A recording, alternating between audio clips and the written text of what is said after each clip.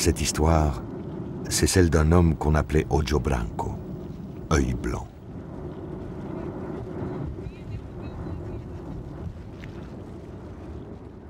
Au départ, une lueur qui surgit plein océan et un pilote transatlantique qui prend sa radio pour annoncer à un pays, les îles du Cap-Vert, qu'une éruption volcanique est en cours sur leur île de Fogo.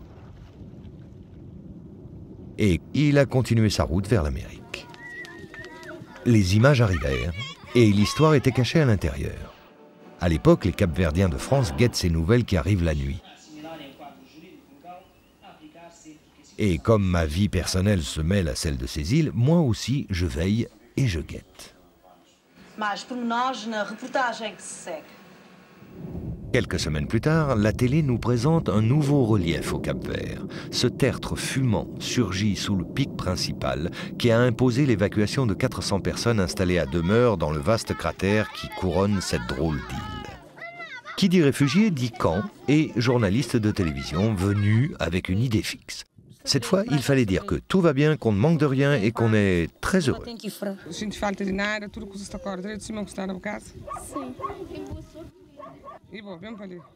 Ces enfants, au physique de nulle part, me fascinaient. On nous raconte qu'ils tiennent leurs yeux verts d'un mystérieux et prolifique Français qui aurait vécu là-bas au XIXe siècle, le comte Armand de Montron. Et c'est parti comme ça, avec l'envie d'aller chercher cette histoire et de la raconter. L'histoire de ces gens qui font de la musique en famille pour distraire l'ennui du camp pendant que là-haut, les laves avancent inexorablement vers leur maison. Plus étonnant encore, la télé se demande si ce lent tsunami de lave s'arrêtera avant les murs de la coopérative vinicole, parce qu'on fait du vin sur ce volcan au large de l'Afrique. Les reportages ont vite disparu et je me demandais en les repassant, mais qui sont ces descendants de Gaulois qui chantent pendant que leur terre leur tombe sur la tête?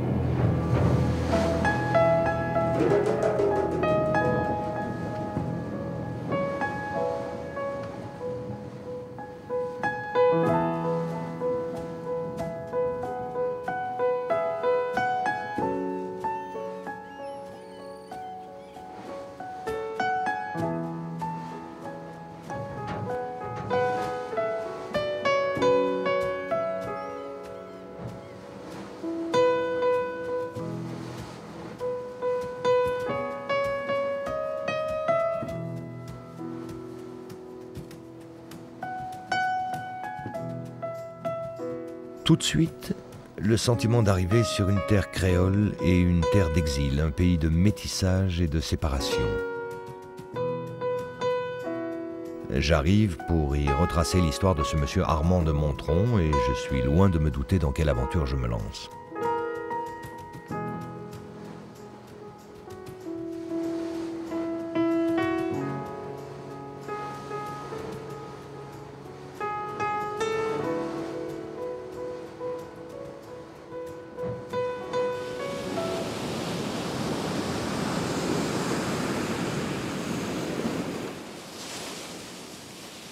Ici, Armand semble être celui dont tout le monde parle, mais au sujet duquel personne ne sait rien, vraiment.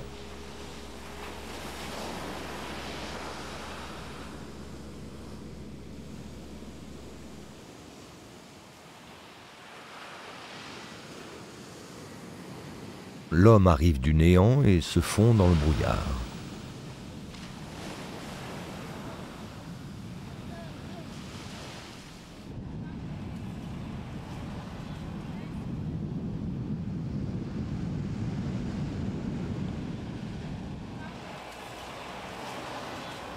Me voilà à pied d'œuvre pour ma grande enquête à San Felipe, le chef-lieu de l'île. La vie de cette ancienne bourgade coloniale semble figée au temps où celui que je cherche y a débarqué. On s'accorde à dire qu'il possédait ici une maison avec femme et enfants, quelque part. Il avait donc pignon sur rue en ville et, à l'époque, la demeure des gens qui comptaient devait arborer un étage, symbole d'un niveau supérieur, le sobrado, qui a fini par donner son nom à la maison tout entière.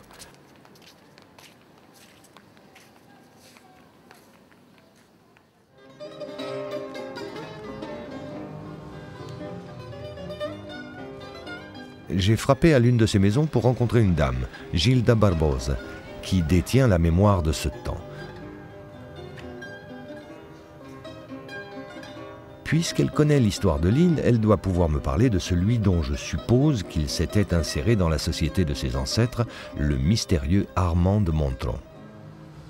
Je sais qu'il y a eu un Français qui est arrivé à 1800, je ne sais pas combien, mais plus que la moitié, je pense.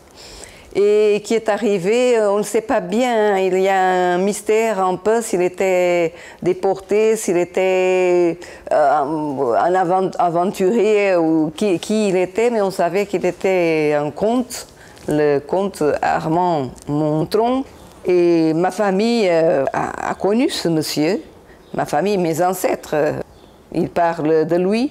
Seulement, je ne sais pas beaucoup de choses à propos. Je connais ses descendants, quelques-uns, mais je ne sais pas tellement beaucoup de choses sur toute sa vie. Je sais qu'il était très intelligent, qu'il a fait beaucoup de routes, beaucoup de choses, l'agriculture. Bien au-delà d'un mystérieux séducteur, on me présente donc un propriétaire agricole compétent et un véritable ingénieur en travaux publics. Deux grands mérites à l'époque pour ce peuple suspendu, courbé toute l'année à gratter une terre de famine. Quant aux travaux, ici, quand ce n'est pas le feu qui descend du volcan, c'est l'eau désespérément attendue qui dévale et arrache tout. Dans ce pays fracassé, on comprend qu'un homme qui faisait des routes, qui lançait des ponts, était un homme important. En ville, je cherche toujours son ancien foyer. Gilda m'a sorti le grand roman historique de Fogo. L'ouvrage m'indique qu'Armand possédait une telle demeure au niveau le plus huppé de la ville, Alto de San Pedro. Mais si je suis les indications du livre, j'aboutis à cette maison de facture moderne composée d'un simple rez-de-chaussée. Um francês que morava ali mais de tem tempos? Non. Je ne sais pas.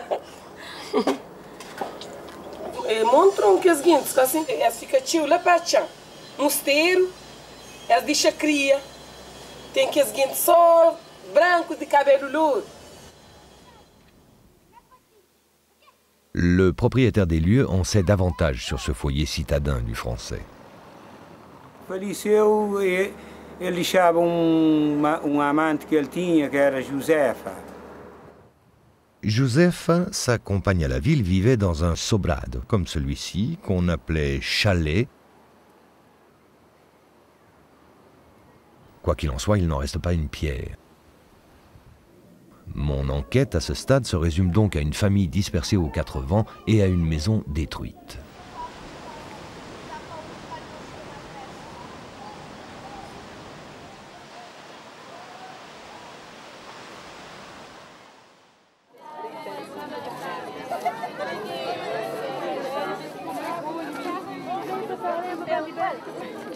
La nuit, je parle avec les gens, dans les bars, les restaurants. Aujourd'hui encore, certains refusent d'être filmés pour évoquer la famille Montron. Et on baisse encore le ton pour m'expliquer qu'Armand avait fait des enfants partout dans l'île et qu'il voudrait peut-être mieux oublier toute cette histoire. Ce n'est pas très convenable de parler de ça. Cela met en avant une particularité locale, des hommes avec des familles plurielles et pléthoriques. Le record national se situe justement à Fogo, avec 54 enfants.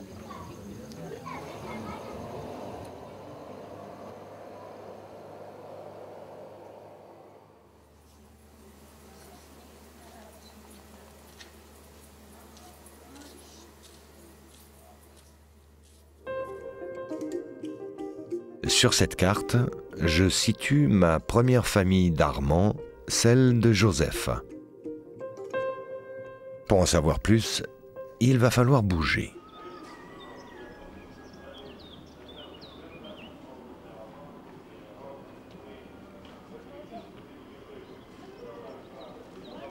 C'est mon dernier jour à San Felipe.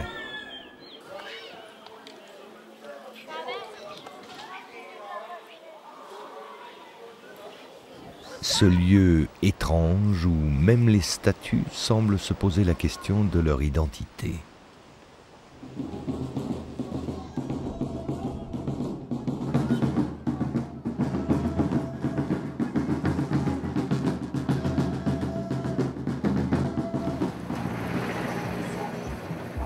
Je dois attraper une de ces camionnettes pour monter au volcan retrouver mes violonistes. Parce qu'en ville, volatiliser Armand. Tout le monde connaît le nom de Montron dans ces rues et tout le monde veut m'envoyer là-haut.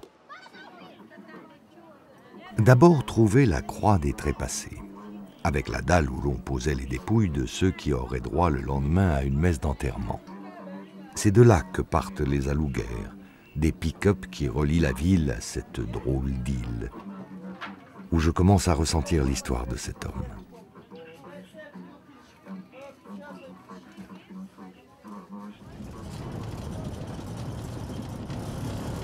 En route pour le point culminant de l'île, Chá das Caldeiras.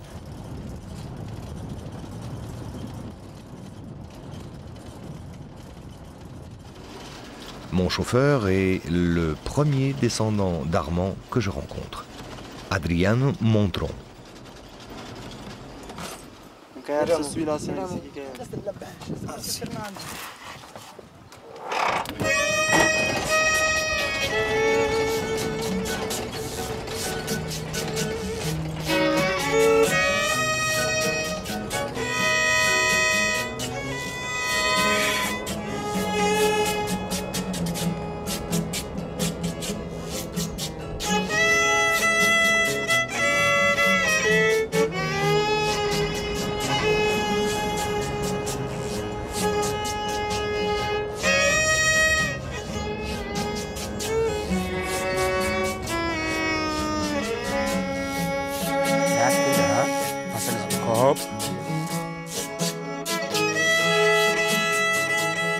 Pour le village d'Adriano, suivre la coulée de l'Adre.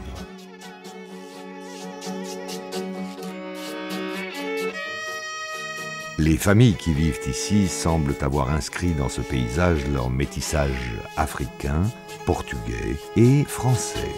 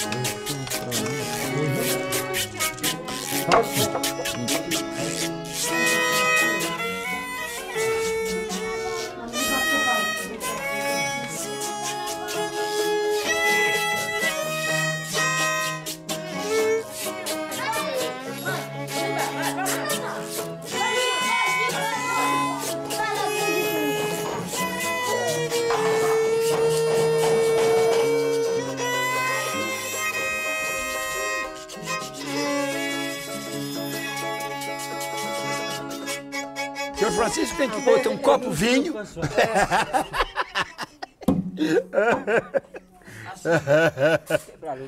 Você ainda tem que fazer música de vulcão.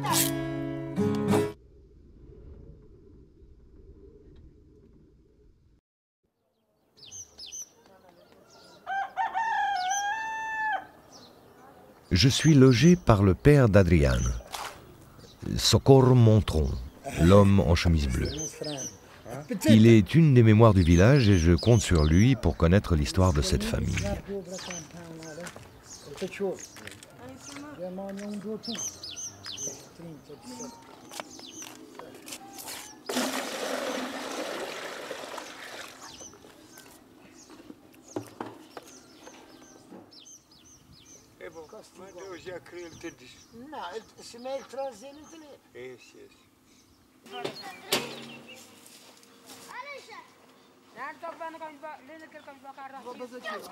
Dès l'aube, on sillonne la caldeira avec Adriano pour aller chercher la moindre information.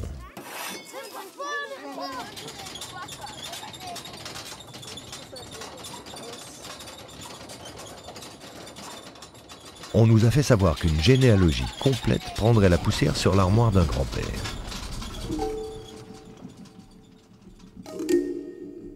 Armand y est relié à 7 femmes.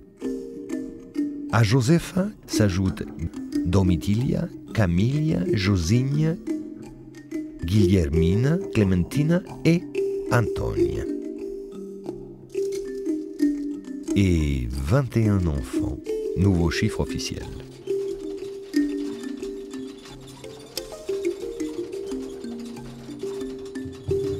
Paidinho?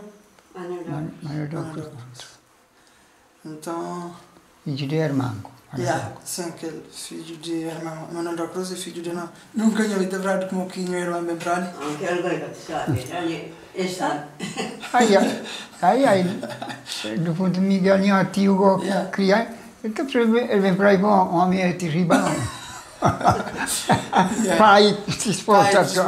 Ok, c'est assim. Presque tous les enfants sont inscrits avec leur petit surnom.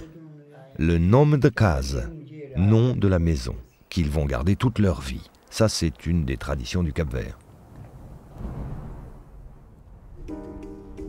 Joarzinho, que nous venons de quitter, Socorro, Adriano, savent qu'ils représentent le rameau Guillermina de l'arbre généalogique. Mais les informations sont comme diluées, l'île a enfoui la mémoire. Jusque dans les années 60, ces îles ont connu des famines qui pouvaient tuer un tiers de la population. Alors même si les temps ont changé ici, le matin, on part au champ. Voilà le déjeuner des travailleurs préparé par Missili, la sœur d'Adriano.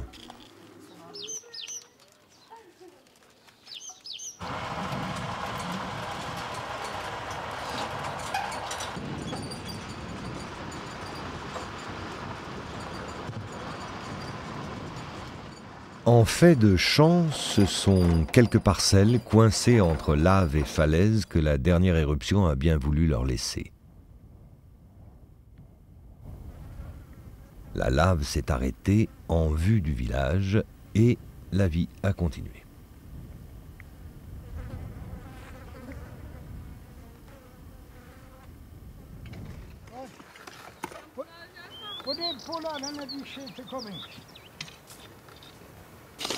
Contrairement à ce que l'on raconte en ville, Armand n'a jamais vécu ici. Fable parfois colportée jusqu'en France par quelques reporters trop pressés.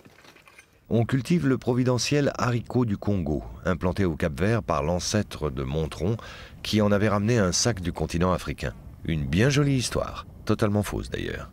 On vit ici entre histoire et légende.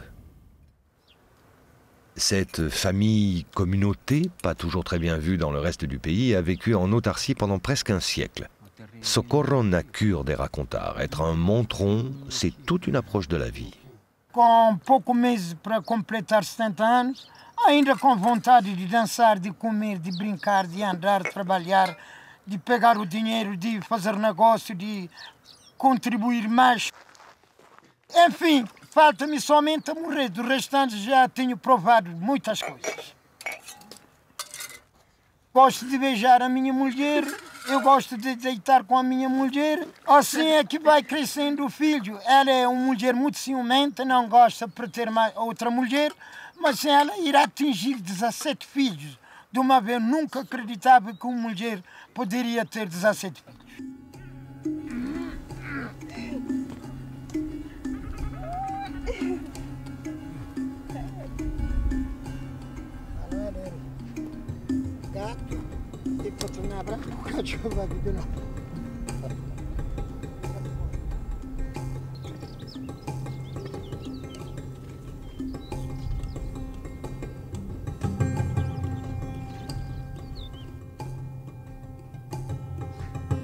Et puis, je suis allé prendre des nouvelles de la coopérative vinicole.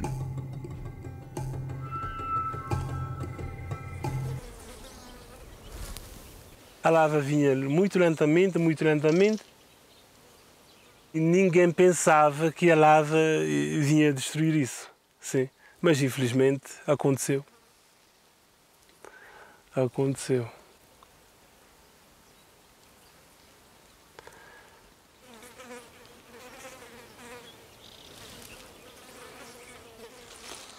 Lamentamos, até choramos, não é? Mas pensamos também um novo projeto, adquirir outra coopérative. Je comprends qu'à l'image de leurs pieds de vigne perdus dans les laves, ces gens s'obstinent à vivre, faire vivre et reconstruire s'il le faut ici. Et puis je comprends aussi qu'ils tiennent ça de famille. Neves est un Montron par son grand-père Miguel, fruit des amours d'Armand et de Domitília. Pai da minha mãe é filho do Armand Montron.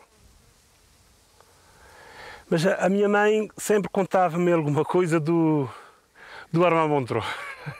Mas depois não adianta agir, porque aquele que te chamado próprio ladrão. É verdade. Enfin des faits, des lieux, des anecdotes. Mais plus j'avance dans ma recherche, plus on me présente une figure à laquelle je ne m'attendais pas. Celle d'un mandrake dans un pays de légende. Muita gente dizia que o Sr. Armand Montron era grande mágico, que fazia muita magia. Havia lá também trabalhador, disse ao Armand Montron: Sr. Armand Montron, tenho vontade de embarcar. Ele disse: tens vontade de embarcar? Então, se quiseres, eu posso te arranjar um barco já para embarcar. Ele disse: não, como? Aqui numa zona assim, longe do mar, como que o senhor pode me arranjar um barco? Que ele pegou numa coisa que ele tinha. Nós, em crioulo, a minha avó, a minha mãe, disse que chama-se um canudo. Um canudo, que ele soprou o canudo. Soprou o canudo, de repente, o barco estava a flutuar com o mar e tudo. Depois esse senhor sentiu medo. Sentiu medo e disse para o Armand Montron que ele não quer embarcar. E nós admirávamos isso. Malandro que é. É verdade. E as começas por canto. Também que quando queria escrever para a família, de noite, escrevia a carta, punha a carta por cima da mesa e no outro dia, logo de manhã, já tinha a resposta. Encontrava a carta que vinha da família também. E são essas histórias que nos contavam muito, por exemplo, a minha avó e a minha mãe, também sobre o Sr. Armand Montron. Toutes les légendes mises à part, je commence à en savoir un peu plus sur l'histoire des familles d'Armand. Après Josepha, que nous avions laissée en ville, je sais donc maintenant que les Montrons du volcan descendent de deux femmes, Domitília et Guillermine, ayant porté chacune plusieurs enfants du français, dont deux fils, deux demi-frères, qui montèrent vers 1917 à la Caldeira, jusque-là inhabitée, pour y faire souche, Manuel da Cruz Montron et Miguel Montron.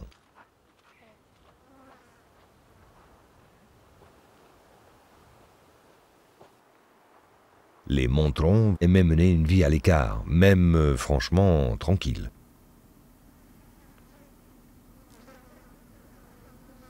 Ces pionniers s'installèrent à l'intérieur du cratère pour croître et se multiplier en cultivant la vigne et en élevant leur bétail.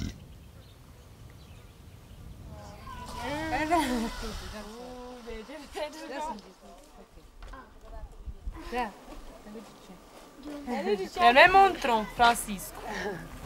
Olho verde com os cabelos castanhos. É Montron. Qui était vraiment l'homme à l'origine de tout cela? Sur la caldeira aussi, mystère. Eu gostaria que ia ser família de Irmã Montron, porque agora eu sou Montron. Montron é um apelido muito importante para todas as pessoas. Pronto, agora sou Elisabeth Montron. Por isso fico muito satisfeito. À droite, le père d'Elisabeth, Tito Montron. Il m'a promis quelques petites anecdotes sur Armand. L'arrivée d'un Français a réveillé le sujet. Muitas pessoas dizem sobre o seu nome que era homem eficaz e capaz de solucionar problemas de muitas pessoas. Porque muitos tinham essa idade de uma coisa, queixava só no Irmão Montron. E ele ajudava mesmo os povos cabo-verdianos. À midi, j'ai mon rond de serviette chez Tito. Ses 22 enfants sont dispersés dans le monde, excepté ses 4 dernières filles qu'il surveille de près. Il est un des viticulteurs du village produisant le vin Manécom, un nom aux origines françaises pas très bien définies. Mais on n'est pas là pour parler pinard. Armando Montron, não quero saber onde que ele morreu, nem onde que ele foi sepultado.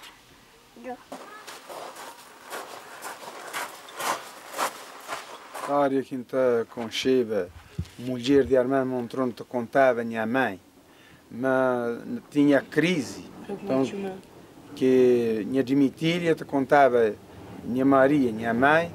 Ele tinha mais história que ele te contava, mas naquela época me era um rapazinho que devia, apreciava tudo que as coisas que ele te contava minha mãe, mas aquela coisa de rapazetinho. Mas nunca te parava, era brinca, te corre, te brinca, tá bem, tá bem, tá bem, tá bem. Sim, mas ele te contava tudo que a história, gente chegava na... Te falava, irmão, que dia que barco te chega, que tem milho, que tem açúcar, que tem arroz, que ele te põe esse binóculo, ele está a chover assim, na mar, ele fica a chover, ele está a falar, nós podemos ter coragem, ali barco está bem, amanhã barco está chegando com comida. Depois que ele amanhã barco também chegava, está tendo comida, aqui a gente vai ficar tudo contente.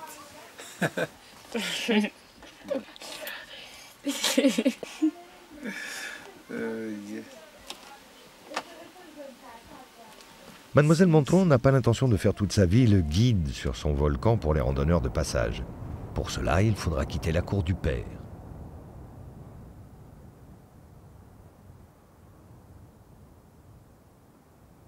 Me voilà reparti dans les strates de la mémoire locale. Ça varie pas mal. Para modo aquele bendito, aquele Benfica ali, aquele arranjou o estado de família, para catrar no dia para levar-no para a França. França, tão sabe. Seu Maico, seu pai que mandou para Cabo Verde, porque ele te fazia, era um rapaz muito franco demais, trabalhar dinheiro, ele está pondo no rio, dinheiro de ouro, ele está botando no rio, seu Maico, que seu pai me estragar o dinheiro, eles mandaram para Cabo Verde.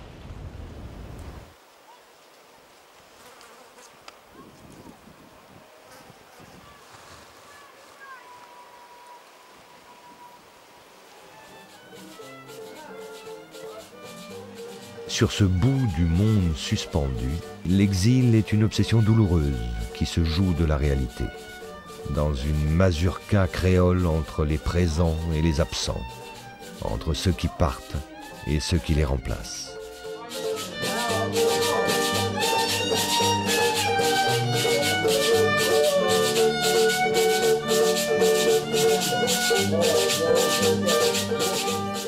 Le dimanche après-midi, on boit un coup et on fait de la musique.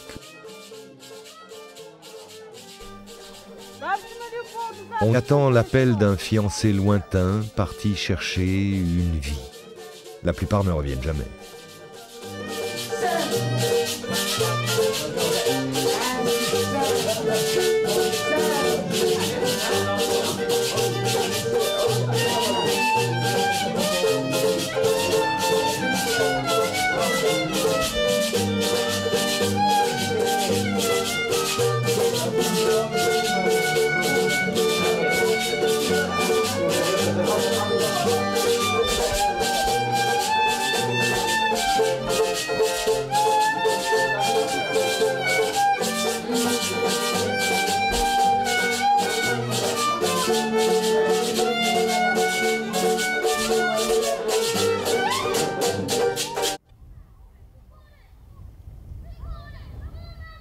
fin de dimanche sur le volcan.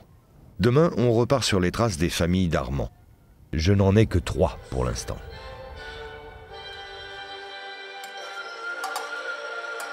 Ce soir-là, au dîner, Socorro m'a parlé de ce temps où les habitants de la Caldeira n'avaient contact qu'une fois par an avec le reste de l'île pour échanger leurs produits agricoles contre quelques denrées. Estamos no 4ª e 5ª geração, estamos ainda ali a viver. Mas nos princípios, a vida era uma coisa, se ponhamos como fosse uma pessoa cega. A gente não ligava a nada, lutava para a vida, dava como dá.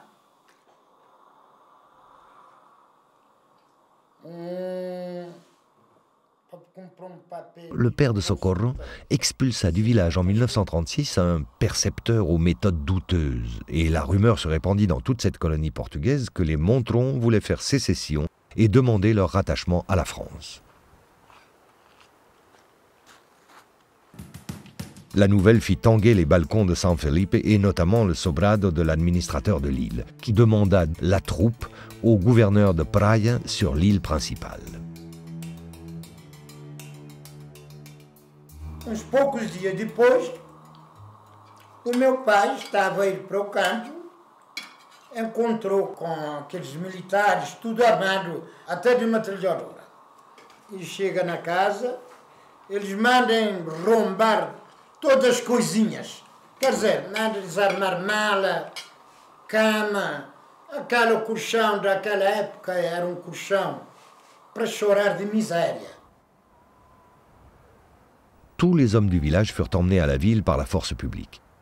Arrivés au niveau de la mer, les soldats étaient tellement épuisés que les Montrons leur proposèrent de se charger des sacs et de l'armement. E todos tiram dos materiais e dão cada a sua própria carga e seguem para São Felipe. Et les irréductibles Montrons, les dépenaillés, les réprouvés de l'île, firent leur entrée en ville avec sur l'épaule les fusils et toute l'artillerie de leur escorte. Passant triomphalement devant le sobrado du gouverneur, avant l'étape du juge et direction la prison pour 30 jours. Car bien sûr, devant la mairie, tout était rentré dans l'ordre pour l'histoire.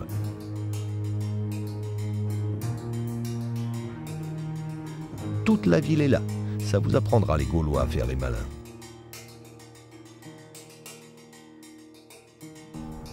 Cet épisode fameux est resté dans les annales sous le nom de Guerre des Montrons. Portanto, aquela vida era dura, mas dura e sem a gente sabia se era dura, porque não havia outro socorro.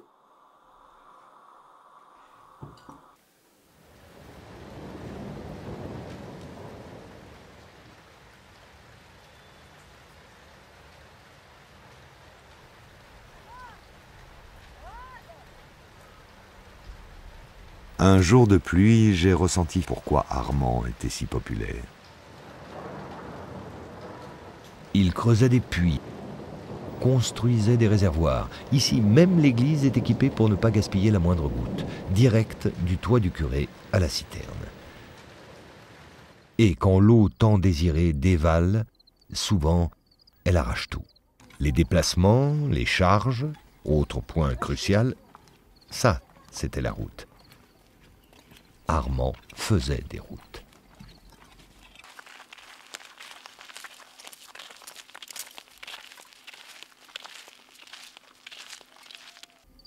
Dans les brumes de l'île, la figure d'un ingénieur en travaux publics, d'un sourcier, d'un médecin des pauvres et d'un magicien.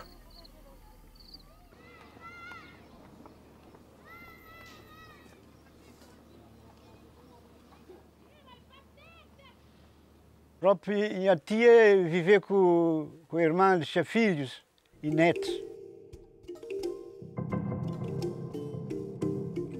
Bon, alors, Armand, ingénieur ou médecin? É comandante de guerra. Ele fugiu de lá, ele veio para Cabo Verde, com muitos anos. Eles descobriram na França, mas está ali. Depois eles vêm me procurar. Quando vêm me procurar, ele também vai tempos ali. Ele falou que está hoje já sabe, mas não é que tem nada de vai fazer. Ele fica. É isto. Mas é a informação do mais seguinte e mais antigo. Naquele tempo me enganei. Agora é mais grande que Tafra. É isto. E ele conhecia plantas que é medicinose, que tem ali na Cabo Verde, tem muitas ervas ali que te cura. Ele tinha livros que ele manda bem. Ele manda bem aquele livro de estrangeiro que tinha aquele medicamento que ele te fazia. É por isso que era curioso.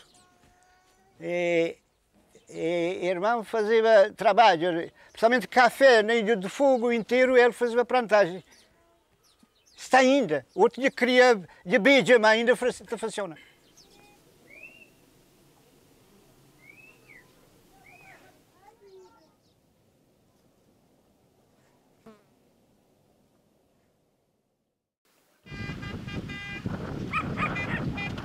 Ce matin, je redescends en ville pour éplucher les registres de l'état civil et continuer à situer l'homme mystère dans son temps et dans la société où il vivait. Un fax m'attend dans ma chambre en ville, en provenance de l'ambassade de France à Praia. L'homme de Fogo qui venait de France. C'est la version française d'un article sur Armand publié par la ministre de la Culture du Cap-Vert, Ondina Ferreira, qui annonce qu'elle est une descendante du sieur de Montron. C'est une 4e famille qui m'arrive, partant d'une nouvelle compagne d'Armand, du nom de Clémentine, qui vivait au nord de l'île. Ça commence à prendre tournure.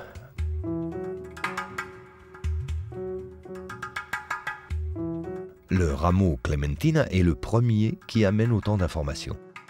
Un savant mélange de faits transmis et de légendes familiales. J'apprends qu'Armand eut une fille du nom de Maria avec Clémentine et qu'il mourut des suites d'une chute de cheval au tournant du siècle, on ne sait pas trop. Toujours sur le thème de l'identité, il est précisé qu'Armand avait reconnu tous ses enfants. Je vais donc me régaler à l'état civil puisque je suis repassé à San Felipe pour en finir avec le point crucial de ce lieu créole, l'identité, le nom, la filiation. La première question qui se pose, c'est étude Sobrado. Ces demeures patriarcales creusaient inégalitaires d'une société créole. Les patrons vivaient à l'étage et au rez-de-chaussée on entreposait et commerçait les produits des fermes. Une certaine caste possédait Fogo et l'exploitait depuis ses maisons de maître. Visite à celle de l'ancien administrateur. Enfant, Fausto Rosario fréquentait la bibliothèque de la demeure par privilège de bon élève. Il est aujourd'hui le recteur académique de l'île. Il est revenu pour m'en parler. Être de Sobrado, être descendant de qui et de quoi, c'est très important jusqu'à ce moment, Fogo. On ne demande jamais à Fogo, tu es d'où? Mais toujours, tu viens de qui? Tu viens de qui? Qui est ton père? Qui est ta mère? Qui est ta famille? Parce que en demandant ça, je peux facilement te placer dans cette pyramide ou dans cette hiérarchie sociale.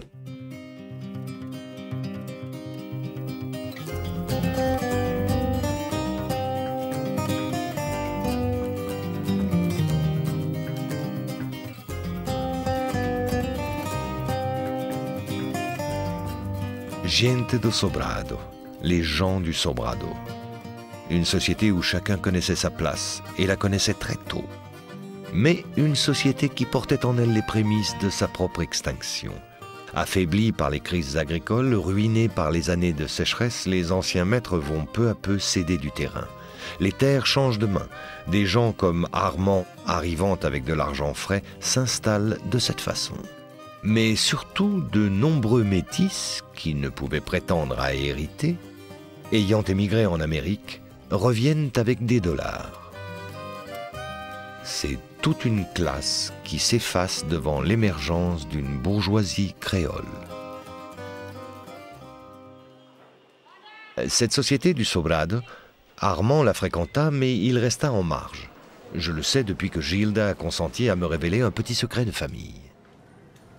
Il y avait ma grand-tante Antonia, qu'on dit que ce monsieur Armand, il aimait cette fille, et ce que nous disons ici, il faisait brio d'Antonia. Cela veut dire de compter Florette.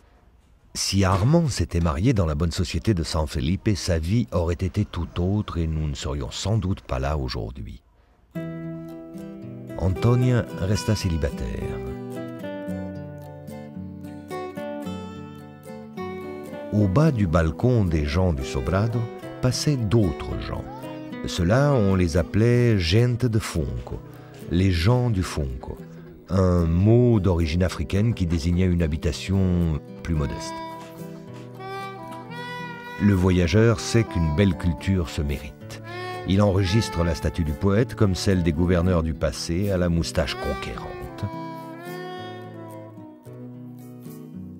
Il enregistre le padrão qui partout désignait une terre portugaise.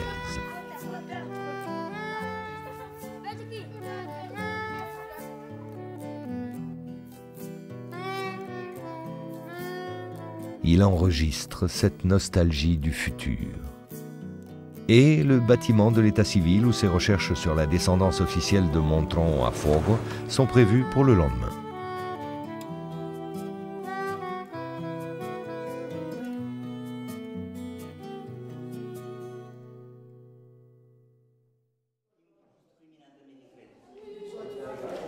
L'état civil de l'île est un concentré de cette question de l'identité qui revient inlassablement dans cette histoire. On y fait la queue des heures avec un papier portant son nom pour retirer son bien le plus précieux, sa filiation. Moi, je vais passer un jour entier dans des archives plus que centenaires, des registres qui rendent bien compte de leur époque. Le premier livre était celui du curé, et on y faisait son entrée dans la vie classée légitime ou illégitime. Le nombre d'enfants dits naturels est impressionnant, des pages entières, des registres. L'adresse est parfois celle d'une maisonnée bourgeoise et la mère une travailleuse. Certes, il y avait plus de femmes que d'hommes.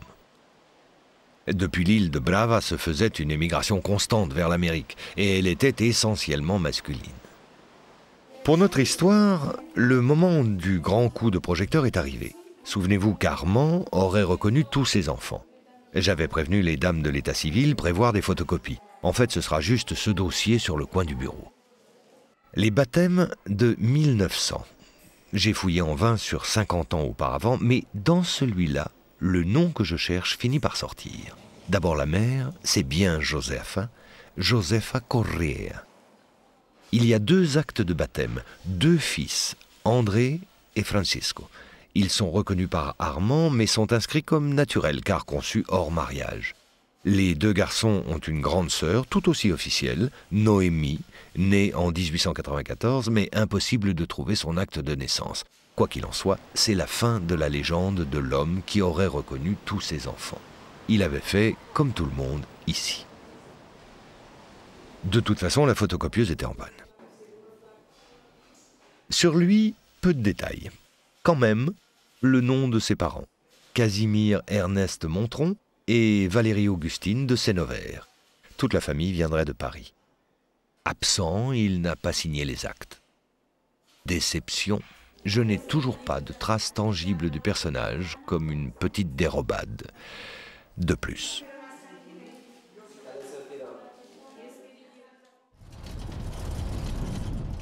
J'ai quitté San Felipe pour Mosteiros, où j'ai rendez-vous avec la ministre Ondina Ferreira, famille Clementina.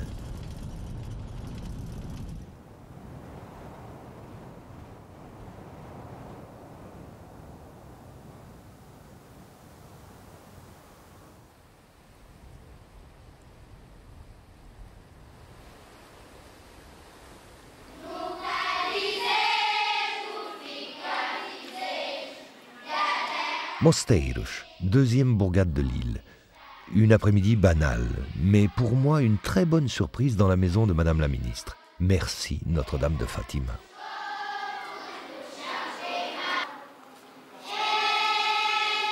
Une photo d'Armand, jeune homme, tel qu'il débarqua ici, avec son mystère. Pouco se soube das razões da fuga dele, de ter escolhido o fogo para se radicar. Sobretudo se pensar que ele veio por um acaso numa visita de estudos e quando regressam os seus colegas ele fica. Bom, mas também isto não é certo. Também ele pode ter aparecido sozinho, solitário. São histórias que se contam, não há registros certos, são memória das pessoas. Possivelmente terá havido a princípio também o pudor familiar em esconder alguma coisa. La famille part de Maria, la fille de Clementina. Une femme qui a laissé une très forte empreinte. Elle nourrissait les gens qui frappaient à sa porte les nuits de famine. Elle tenait ça de son père. À la gauche de Maria, Hugo, le père d'Ondine. Il pilotera l'émergence de l'aéronautique au Cap-Vert, avec toujours ce petit air de famille.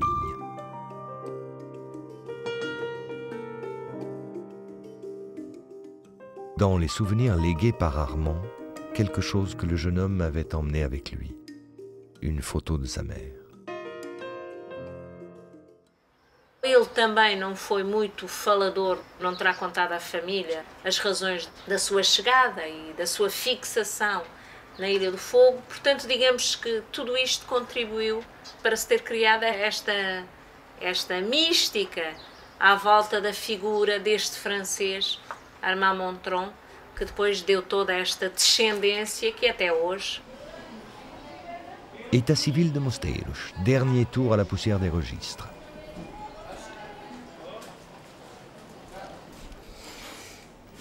Armand marie une fille en 1894. C'est un peu mité, mais c'est bien ça. Louisa Gomes de Montron, fille de Domitilia Gomes.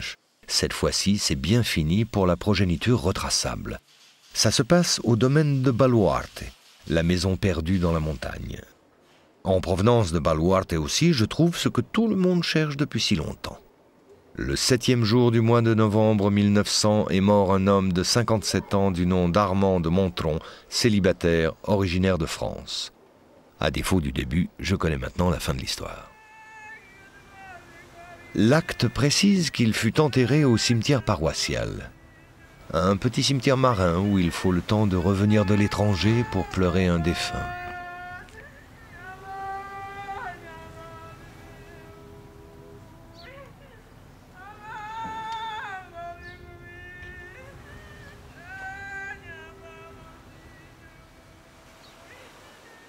Le nom d'Armand se retrouve sur les pierres, comme ici une de ses filles, dont la mère s'appelait Camille. Mais c'est le lieu où lui-même a fini par disparaître complètement au Cap-Vert. Le nombre de tombes abandonnées, rendues anonymes par le temps, est tel qu'on ne sait à laquelle s'adresser. Le gardien m'a montré la stèle de Marie, la fille de Clementina, celle qui donnait sa nourriture aux pauvres. Presque accolé, il y a un mausolée anonyme qui a retenu mon attention.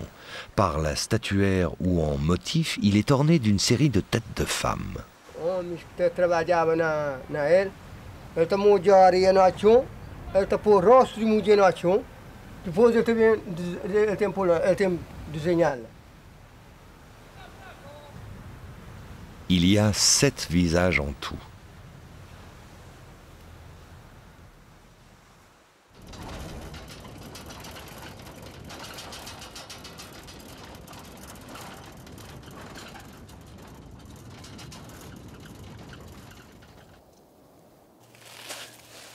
Direction le sommet du volcan, le Pico, comme tout visiteur de chat qui se respecte.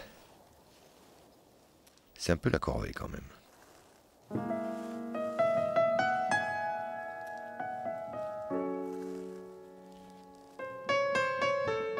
Finalement, on a un peu musardé en route.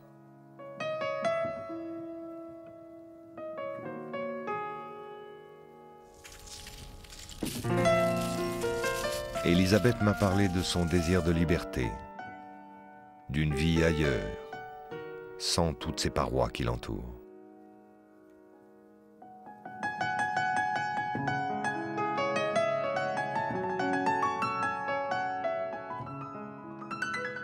À force de s'arrêter partout pour des prises de vue, au grand désespoir de ma guide, on a laissé passer l'heure de monter là-haut. Après, c'est la chaleur qui monte. Alors on s'est rabattu sur le petit Pico, celui de l'éruption de 1995, celui des reportages. Après tout, c'est bien là que tout a commencé, non ?